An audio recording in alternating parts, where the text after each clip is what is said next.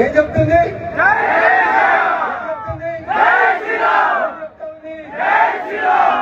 ఐక్యత.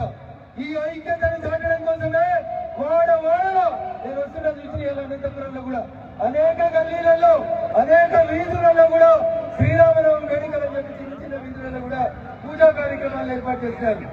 ఈ చైతన్యం ఈ జ్వాల ఇంట్లోనే ప్రజ్వరిల్లాలి. రాముడు ఏ రకంగానైతే నీతివంతమైనటువంటి పాలన అందించిండు. క్రీస్తు పూర్వం క్రీస్తు తర్వాత ఎప్పుడు ఏ రాజు గురించి మాట్లాడినా ఇంకా ఒకటే ఒక మాట మాట్లాడతారు. ఏ దేశానికి పోయినా ఏ రాజ్యం రావాలని కోరుకుంటారు? రామరాజ్యం రావాలని కోరుకుంటారు. అట్లాంటి రామరాజ్యం రాముడు నడయాడినటువంటి నేల. ఈ దేశం రాముడు నడయాడినటువంటి నేల. అసలు రామాయణంలో రామ ప్లస్ ఆయనం, ఆయనం అంటే నడక. ఏంది? రామాయణాన్ని విడదీసి సమర్థ దీర్ఘ సంధిలో చెప్తే రామాయణం రామ ప్లస్ ఆయనం, ఆయనం అంటే నడక. ఎవరు నడిచిరు ఈ గడ్డ మీద? ఎవరు నడిచిరు?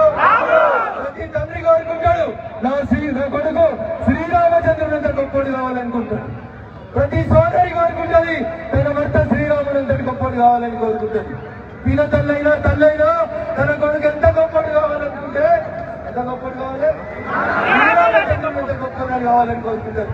అట్లా సకల గుణాలు పరిపాలన దక్షుడైన అన్నగా తమ్ముని ప్రేమించిన భరతుడు అన్న పట్ల చూపించినటువంటి ప్రేమ కానీ తల్లి కొడుకు తండ్రి కొడుకు భార్యాభర్తలు కుటుంబ జీవన విధానం దగ్గర నుంచి మొదలుకుంటే ప్రజలని ఎట్లా పాలించాలనేటువంటి విషయానికి వచ్చినప్పుడు ఎవరు ఈ ప్రపంచానికి ఆదర్శం?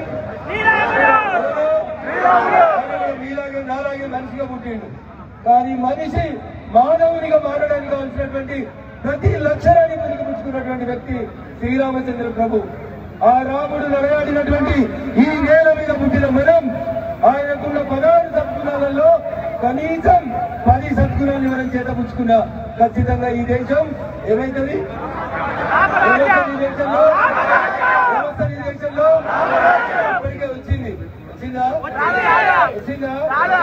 మేముండగా ఆర్టికల్ 370 రద్దు కాదన్నాడు. ఒక్క మోడీ కాదు 100 మంది మోడీలు వస్తే కూడా ఆర్టికల్ 370 రద్దు కాదన్నాడు.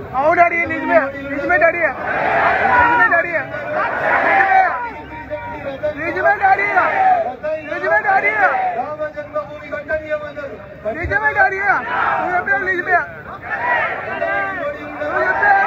ఒక్క మోడీ సంకల్పిస్తే ఈ దేశం రూపురేఖలు మారుతున్నాయా? మీరు ఒక్కొక్కరు ఈ రోజు శ్రీరామనవమి సందర్భంగా కంకణ బద్దులై మా అనంతపురం మా ఆంధ్రప్రదేశ్ రామరాజ్యం కావాలి. భద్రాద్రికి తెలంగాణకి ఇచ్చినమని బాధపడుతుంది. భద్రాద్రి తెలంగాణకు ఉందని బాధపడుతుంది. భద్రాద్రి కూడా వాటర్లోనే ఉంది. రాముడు అందరి వాడు. ఒంటి బిడ్డ ఉంది, చాలా ఉన్నాయి. అందుకని ఇక్కడ ఉన్నాడు, అక్కడ లేడని లేదు. రాముడు అనంతపురంలో లేడా? అందరిలోనూ శ్రీరాముడు ఉన్నాడు. అందుకనే ఈరోజు ఇంత ఎండ కొడుతున్నా ఇంత తక్కువ సమయంలో సోదరు శబరి ప్రసాద్ మరియు వారి మిత్రులంతా కలిసి ఒక కార్యక్రమాన్ని ఆర్గనైజ్ చేయాలనుకున్నప్పుడు హిందూ బంధువులందరూ సంఘటితమై ఒక్కటే వస్తే మన శక్తి ఉంటుందని అనంతపురం ప్రభుత్వ కళాశాల మైదానంలో కనబడుతుందా లేదా? పార్టీలు జెండాలు కట్టి ఏ జెండా పెట్టాలి? మనం ఏ జెండా పెట్టాలి?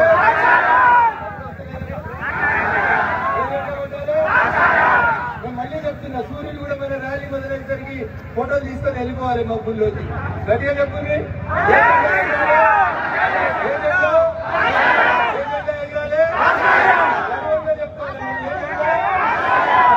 జెండా అని చెప్పుకోవాలి. ఆ దిశగా మీరందరూ కూడా పనిచేయాలని చెప్పి మీ అందరికీ విజ్ఞప్తి చేస్తే జెండా చేతులున్న హిందూ బంధువులందరూ కూడా ఒకసారి జెండా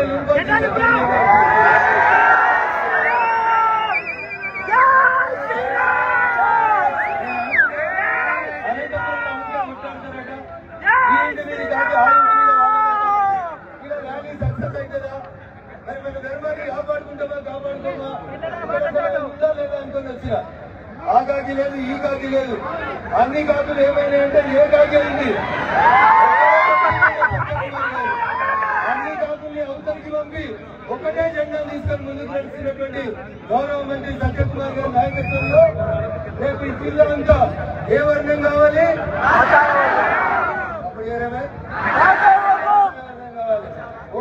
ఒక్క నరేంద్ర మోడీ ఎందుకంటే ఈ దేశ చరిత్ర మారింది. నాడు వివేకానందుడు, నాడు నరేంద్రుడు అమెరికా పోయి కలగన్నాడు. నా దేశం కావచ్చు 100 సంవత్సరాలు పట్టవచ్చు. నాడు నరేంద్రుడు కలగంటే ఈ రోజు ఈ నరేంద్రుడు మన దేశాన్ని ఏం చెప్తున్నాడు?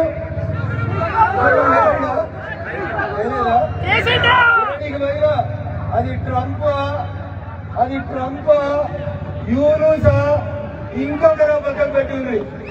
అది ఏ దేశమైనా, అమెరికా అయినా, ఆబుదాబి అయినా, ఆస్ట్రేలియా అయినా, యుఏఈ అయినా, ఏడికి వల్ల ఈ జెండా ఇలా ప్రపంచమంతా ఒక మార్గదర్శనం చేస్తా ఉంది.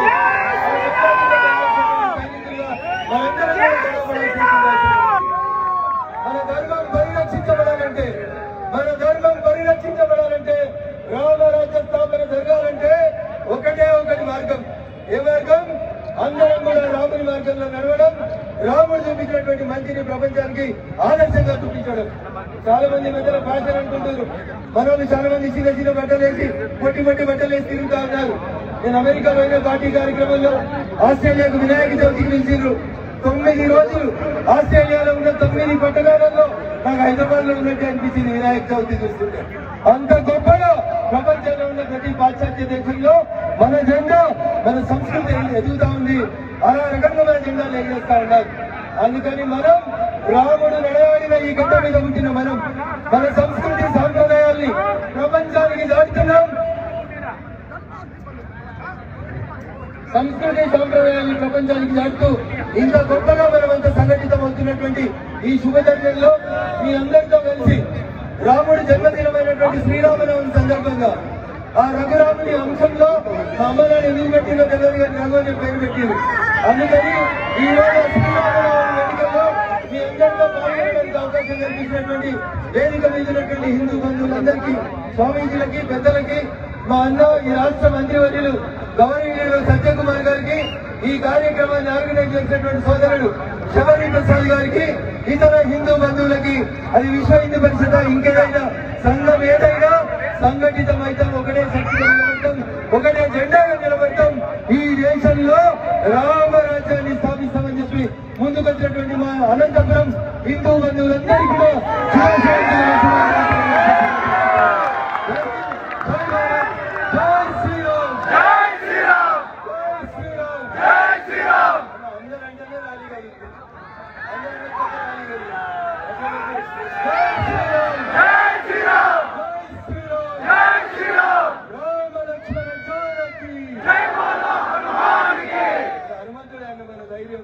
హనుమంతుడే మన శక్తి. గట్టిగా చెప్పు, రామ లక్ష్మణ జానకి.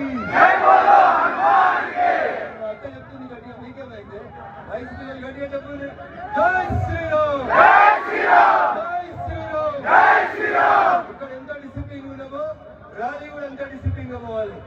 ప్రతి వీధి ఇవాళ అనంతపురం ఏమి నిలబడాలి?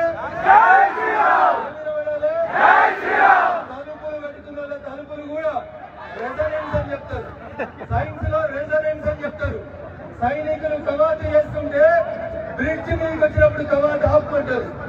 ఎందుకు ఆపుకుంటారే? సైనికుల కవాతు బ్రిడ్జ్ మీద కూడా నడిస్తే బ్రిడ్జ్ ఊగి కూలిపోతుందని.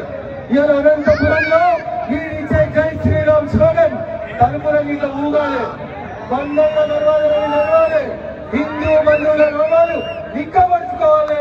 ప్రతి ఇల్లు ఇవాళ జై శ్రీరామ్ నినాదంతో మారిపోవాలని తెలియజేసి సెలవు తీసుకుంటాను.